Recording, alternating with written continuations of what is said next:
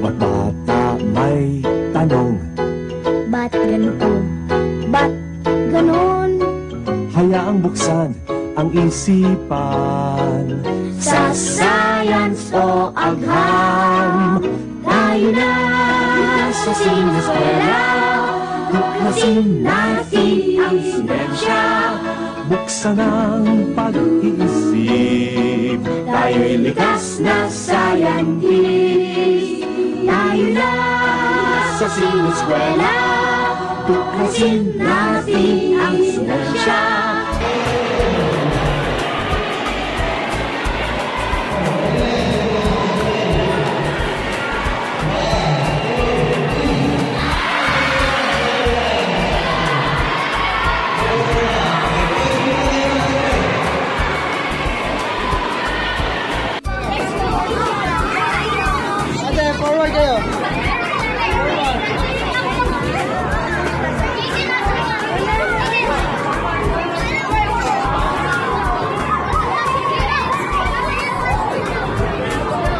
Alright, boys and girls, sit down.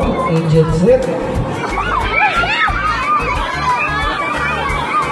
Alright, teachers, pwede ko tayo dito sa side nito. Ayan, nasa Angel, sit. Okay, para yung mga panakamay, makita yung nasa likod. Alright? Angel, sit tayo natin. Girls, Angel, sit. Angel, sit. Okay, good morning, kids! Alright, and good morning, teachers. So welcome to your station, the station called the Digital Together. Alright, today we're abandoning. Alright, kids, are you ready? Alright, before we start, we have some rules to follow. Our first rule is no leaning back on the edge of the dome or bawal muna.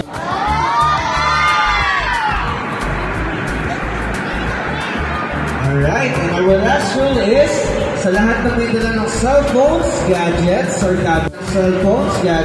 camera.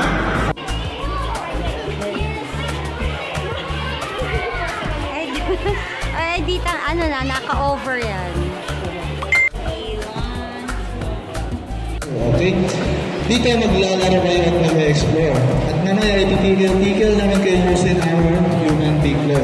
Di tayo bawal yung may sakit sa puso at yung mga fracture at pinagpungan ng bawal ng buto. Okay? Kung alam na meron kayong ganyan, huwag na kayo.